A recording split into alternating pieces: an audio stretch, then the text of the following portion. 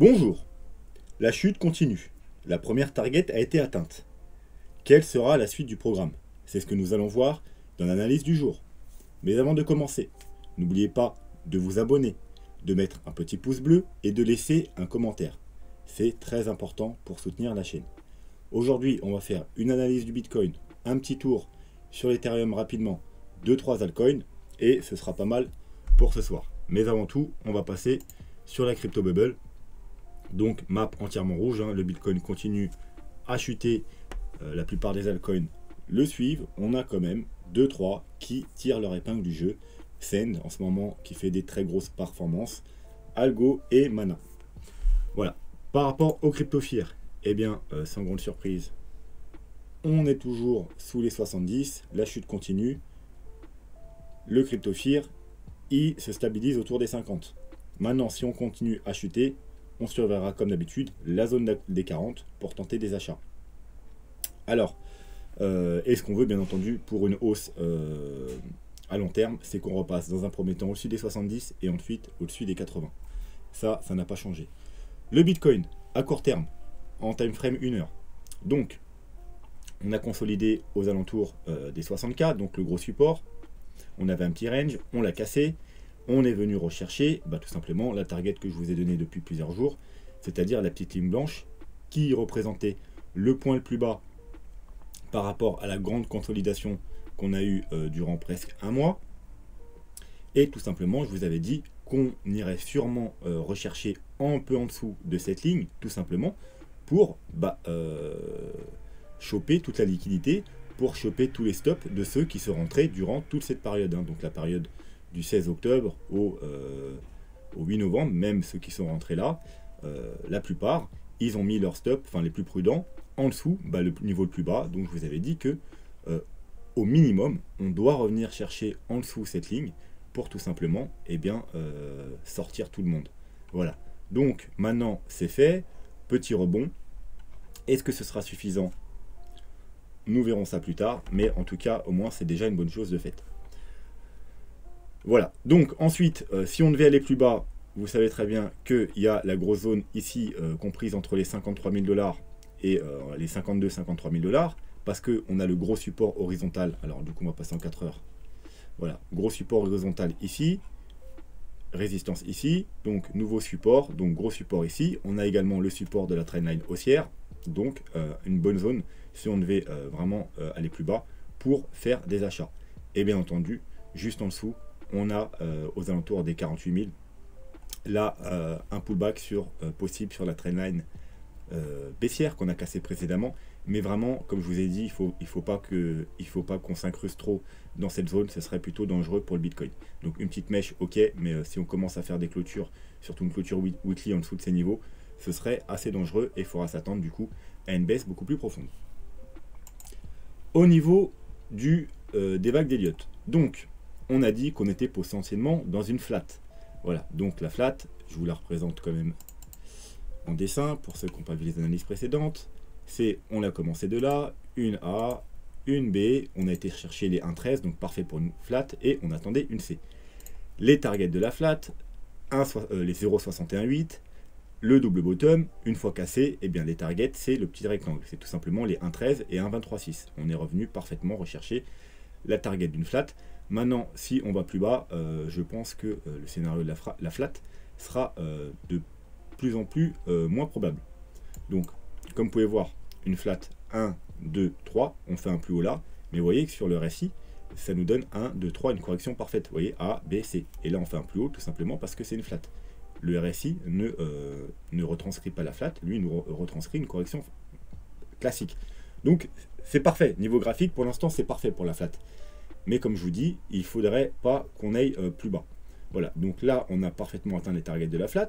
On pourrait aller un peu plus bas pour rechercher les 1,23,6. Je vais quand même vous montrer, pour vous montrer les targets à quoi ils correspondent. Hop. Un peu plus haut. Voilà. Donc là, on a atteint les 1,13, comme vous pouvez voir ici. Vous voyez, 1,13. Et en dessous, on a les 1,23,6. Donc là, j'ai peut-être pas dû positionner... Si, j'ai positionné au bon endroit, donc c'est mon rectangle qui est pas bien positionné. Hop, voilà, faut descendre un peu plus bas. Donc on pourrait descendre un peu plus pour aller chercher les 55 500. Voilà, mais grosso modo, si on va en dessous, c'est pas privilégié pour une flat, parce que surtout que c'est une running flat, c'est-à-dire c'est quelque chose de très bullish, vu qu'on va chercher au-dessus du dernier sommet. Donc théoriquement, on n'est pas censé aller rechercher les 1,61,8. C'est possible, mais c'est pas du tout une cible à privilégier pour une flat. Voilà. Le deuxième scénario, alors vous avez vu le 1,61,8 où il est dans un rectangle, également une zone d'achat. La zone d'achat correspond à quoi? C'est tout simplement, imaginons qu'on n'est pas dans une flat, et qu'on est plutôt, alors je vous en ai déjà parlé, je vous ai dit que c'est pas privilégié, mais c'est quand même possible, dans une 1, 2, 3, 4, 5, je vais la mettre en jaune pour que ce soit visible, voilà, donc vous voyez que graphiquement c'est possible, une vague 1, une vague 2, une vague 3, une vague 4, une vague 5, seulement la 5, elle est vraiment très faible, donc c'est pas quelque chose à privilégier en bull run, mais graphiquement c'est possible. Vous voyez qu'aussi qu'on a fait une vague 1, une vague 2, une vague 3, qui va au-dessus de la vague 1, donc c'est validé, une vague 4 et une vague 5 en divergence par rapport à la vague 3. Donc graphiquement, ce scénario, il est tout à fait aussi concevable au niveau du graphique et au niveau du RSI. On a bien 5 vagues avec la vague 3 qui surperforme la 1 et la vague 5 en divergence par rapport à la vague 3. Donc du coup, ça nous donnerait deux possibilités à partir de là. Soit, comme je vous ai dit hier, on a fini la vague 3 ici, et du coup, en plus, ça atteint la target basse de la vague 3. Les targets de la vague 3 bleue, c'était le rectangle. Après, là, c'est la target basse, donc c'est théoriquement pas à privilégier dans un bull run. Surtout que ça nous fait une vague 3 assez courte. Mais c'est pas parce que c'est pas privilégié que c'est pas possible. Donc, on est potentiellement déjà dans une 4. Mais vu que je le privilégiais pas, je privilégierais plutôt, alors, on va se remettre ça là, que tout simplement, on est peut-être juste dans une vague 1, au lieu de terminer la vague 1 là et de faire une flat, on est tout simplement peut-être dans une vague 1 comme ceci.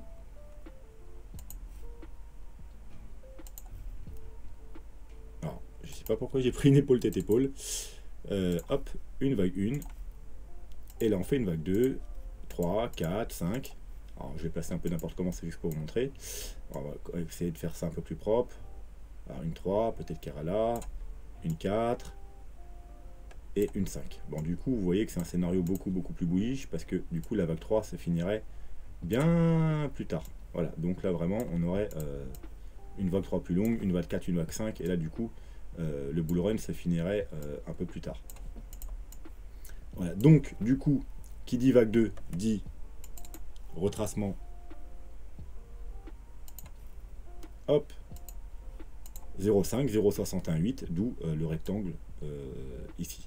Donc, la flat ici, si jamais on mange, eh bien, on ira dans cette target. Surtout que, rappelez-vous, il y a la dernière target de la flat, c'est elle se situe environ, rappelez-vous, ici, les 1,68, juste un petit peu au-dessus du carré.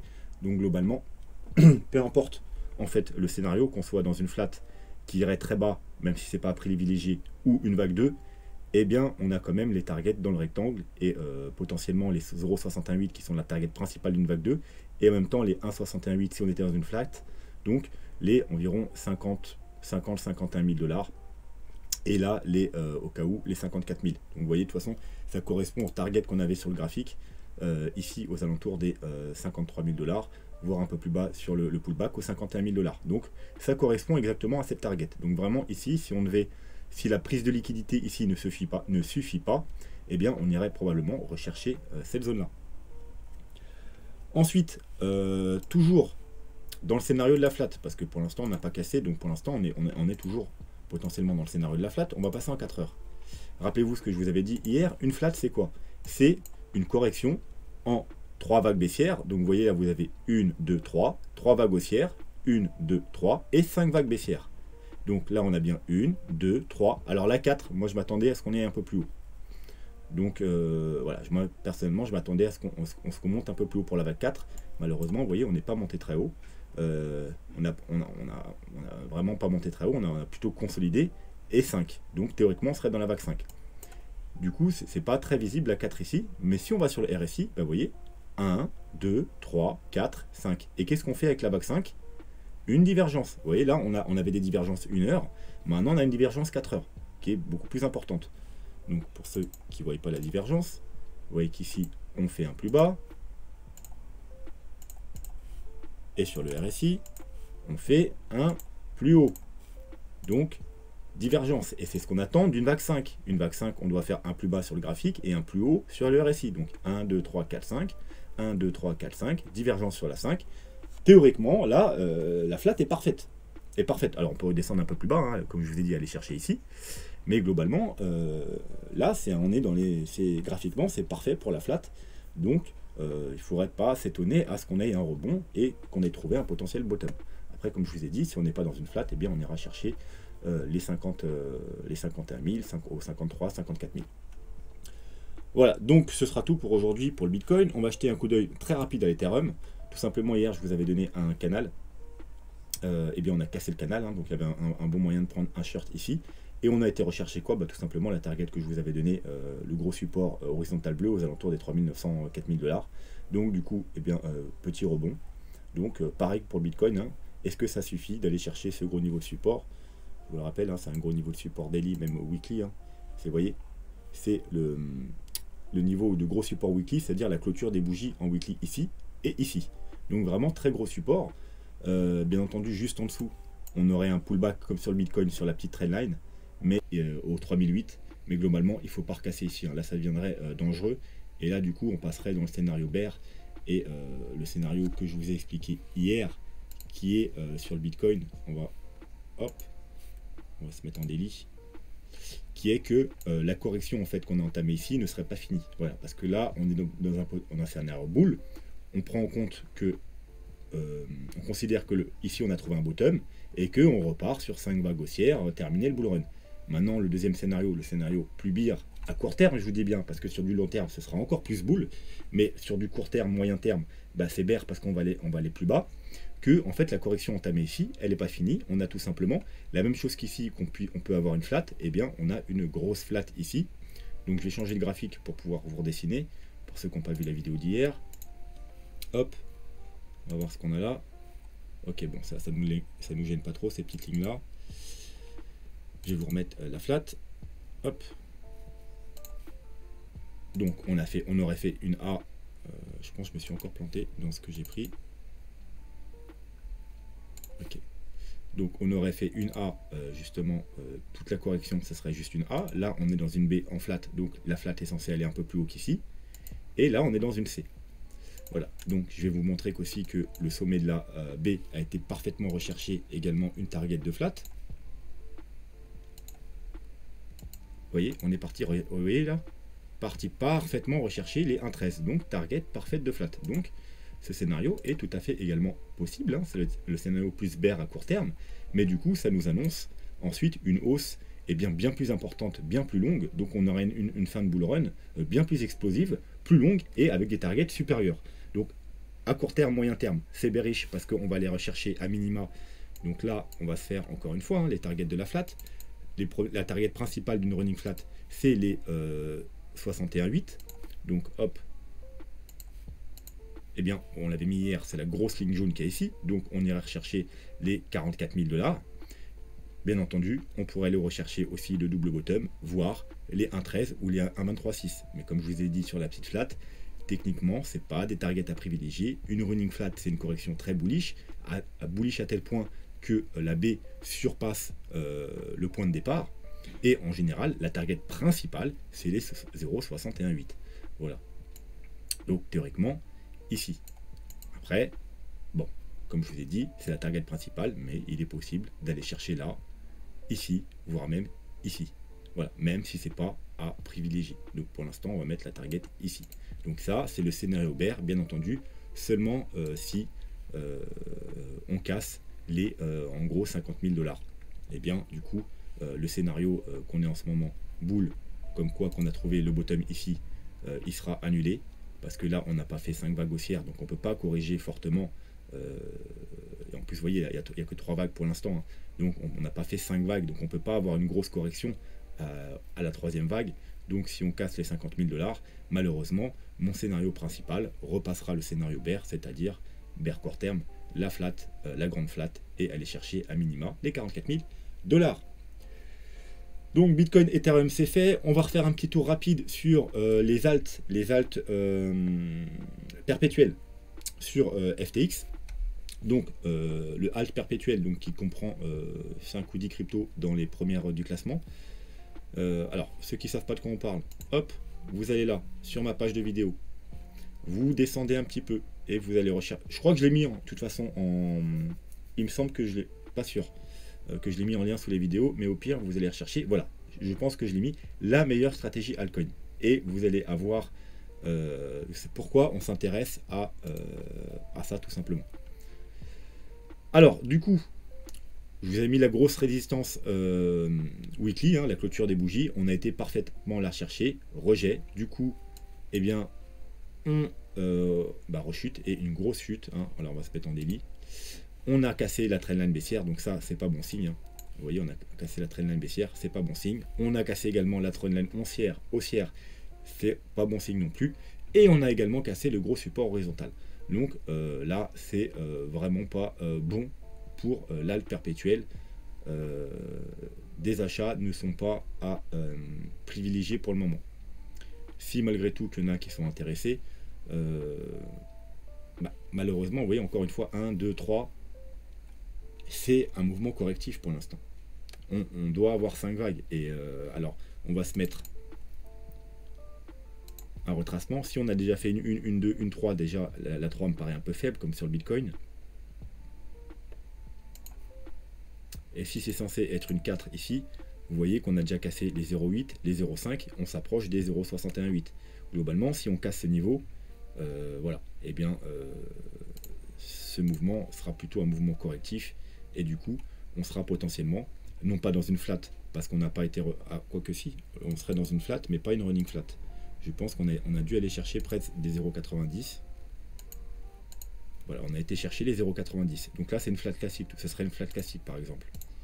Et les targets sont les mêmes pour une flat classique. Voilà, donc sauf que à la différence, c'est que une flat classique peut aller rechercher les 0,568, mais va rechercher plus souvent le double bottom, un 13 ou un 23,6. Mais bien entendu, c'est quand même une target à ne pas négliger. Donc on pourrait redescendre jusque là si on est dans une flat, voire même plus bas.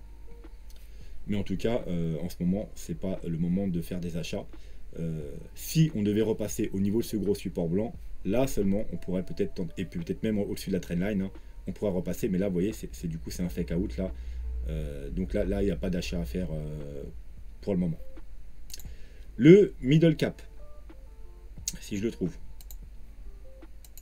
Hop, pareil, on a été rechercher, regardez quoi, la grosse résistance horizontale que je vous avais donnée ici, parce que regardez ici, ici, ici, rejet, on recasse, on casse la trendline haussière, on n'a pas encore cassé la trendline baissière, donc techniquement sur le middle cap, ici il peut y avoir des achats à tenter si on revient tester ce niveau, ou si on arrive à repasser et à tenir ce niveau. Du coup vous voyez, si on passe en weekly, si on remonte au-dessus, ça nous fera juste une mèche et du coup le support tient. À la rigueur, on peut faire des achats si on arrive à repasser au-dessus du niveau. Les plus prudents, vous attendez même qu'on repasse au-dessus de ce niveau, vous voyez, parce que vous auriez une sorte de tasse et anse, vous voyez, une tasse, une anse, mais pour l'instant, c'est pas validé, parce que pour valider, bien entendu, il faut casser au-dessus. Donc si on passe au niveau, là c'est un très bon niveau d'achat, et il faudra s'attendre à aller rechercher beaucoup plus haut. On sera prudent dans cette zone, parce que c'est la zone de rechargement de short, mais techniquement, si on casse ce niveau en clôture weekly, il y a de fortes chances qu'on aille beaucoup plus haut et qu'on fasse des nouveaux sommets. Pour le sheet perpétuel, on a été rechercher la zone de rechargement de short. Vous voyez, on a légèrement cassé, mais encore une fois, comme je vous dis à chaque fois, il faut attendre la validation de la bougie d'après. Donc vous voyez, cette bougie-là, normalement, pour valider la cassure de la zone de rechargement de short ou même de toute zone, il faut que la bougie d'après valide, soit elle aussi verte. Malheureusement, on ne valide pas. Donc ça nous fait juste un rejet de la zone de rechargement de short.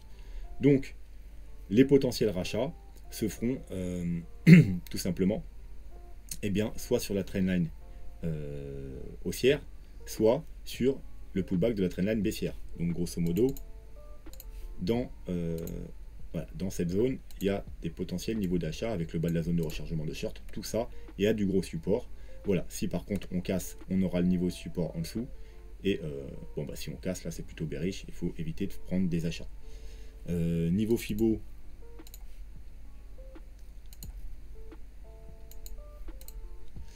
Vous avez les 0,618 pile ici, vous voyez, donc quasiment, vous voyez, hop, du coup on va élargir le rectangle, et les 0,5 ici, donc les 0,382 ici, on va élargir le rectangle, donc vous voyez, tout ça, c'est une zone pertinente d'achat pour Fibo, qui se cumule parfaitement à nos zones de support. Donc techniquement, on n'est pas censé aller en dessous de ça. Et sinon, bah, c'est plutôt bearish, et il faudra envisager également la flat, enfin même pas la flat, parce qu'on n'a pas été rechercher les 0,90. Hop. Ah si, voilà, au poil... Alors, attendez, on va essayer d'être plus précis. Voilà, à un millimètre près, quoi, on a été rechercher les 0,90. Donc, on peut être également dans une flat. Et du coup, eh bien, aller chercher les 0,68 qui sont ici. Donc, voilà, là, ce serait parfait. Parce que du coup, on casserait pas, on ferait juste un pullback. On irait chercher les 0,68. Ce serait vraiment un niveau d'achat idéal. Voilà, ensuite, le Shiba, on m'a demandé un update sur le Shiba. Donc Shiba, tout simplement, on a, comme vous pouvez le voir, une vague 1, une vague 2, une vague 3, plus haut que la vague 1, une vague 4, une vague 5. En divergence, théoriquement, on a fini une grande vague. Donc, qui dit une grande vague, dit grosse correction. En plus, vous voyez, ça nous fait un double M bottom en divergence. Parce que là, on fait clairement un plus haut. Et là, je vous zoome, mais on fait, vous voyez bien, un plus bas. Donc là, ça vous disait prudence. Double top en M avec divergence, avec un gros pump. Donc là, ça vous disait prudence. On avait atteint la zone de vente, hein, tout simplement, hein, comme je vous avais dit. Donc le bas, prise de profit, la target principale. On est même monté un peu plus haut. On n'a pas atteint la target du haut, mais bon, clairement, on a atteint la zone de vente. On chute. Et maintenant, la target baissière, tout simplement. Si tout ça, c'est une vague 1, 2, 3, 4, 5, c'est une grosse vague, et bien maintenant, il faut s'attendre à une correction de vague 2. Et vous savez que pour les corrections de vague 2, dans un altcoin, les targets, c'est 0,618, 0,786, d'où eh bien, le carré qui se trouve ici. Voilà. Donc ça, moi, je ne rachèterai pas du Shiba si on ne va pas atteindre ces targets, parce que c'est un peu trop risqué. Comme vous pouvez voir également, on a une petite trendline. On va se mettre en 4 heures. On avait une trendline baissière qu'on a cassée. On revient en pullback. Donc techniquement, ça peut être une petite zone d'achat ici, mais moi je tenterai pas. Il n'y a pas assez de conviction juste parce que c'est la trendline. Moi, je tenterai pas des achats tant qu'on ne vient pas atteindre au moins ce niveau-là. Et puis tant pis, hein, moi je préfère passer à côté d'une occasion plutôt que de prendre un trade risqué. Alors effectivement, on a un petit niveau là. Hein. Alors à la rigueur, alors là, ceux qui sont vraiment très agressifs peuvent tenter un petit quelque chose là. Hein, vous voyez, il y a la résistance, support, là pratiquement retesté, là on le travaille. Donc effectivement, les plus agressifs peuvent tenter quelque chose dans cette zone là. Parce que vous voyez, on est sur un gros support. Là, on est venu chercher, le casser un peu pour revenir chercher le pullback sur la trendline. Effectivement, si on arrive à maintenir ces niveaux, il pourrait y avoir au moins un rebond. Mais voilà, donc les plus agressifs effectivement peuvent tenter quelque chose avec un petit stop un petit peu en dessous. Et voilà, et les plus prudents, ceux qui veulent entrer sur des points plus importants, eh bien on attend au moins ce niveau-là. XTZ, on a une trendline très long terme qui dure depuis décembre 2018, donc pratiquement 3 ans. Donc elle a tenu, à part cet été où on l'a cassé un petit peu. Voilà, une sorte de gros fake out. Du coup, là, on fait un pullback parfait dessus. Et en plus, on fait un pullback parfait sur, tout simplement, hop, le Fibo 0,618. Donc là, bon niveau d'achat sur XTZ, parce que c'est Fibo 0,618 du dernier mouvement haussier. Donc en gros, on fait une vague 1. On est potentiellement dans une vague 2, 3, 4, 5. Peut-être, hein, à moins qu'on ait déjà fini tout le mouvement. Donc si on a fini tout ce mouvement et que là c'est la dernière vague et qu'on a fini le mouvement, et bien du coup malheureusement on va probablement casser ces niveaux et aller rechercher la zone d'achat de la correction de tout ce mouvement, c'est-à-dire les 0,618, 78,6 de tout le mouvement. Donc c'est-à-dire ça, hop là, vous voyez, 0,618, 0,78,6. Donc deux niveaux potentiels d'achat, soit là c'est juste une première vague de la dernière vague du coup, donc 1, 2, 3, 4, 5 avant de finir vraiment le bull run, soit vu que lui il a eu quand même un graphique un peu hors du commun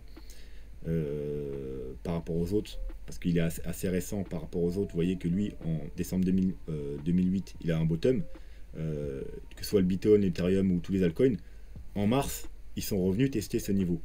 Lui, non, vous voyez, il a bien tenu. Donc, il a vraiment un graphique assez différent. Il est assez régulier. Hein.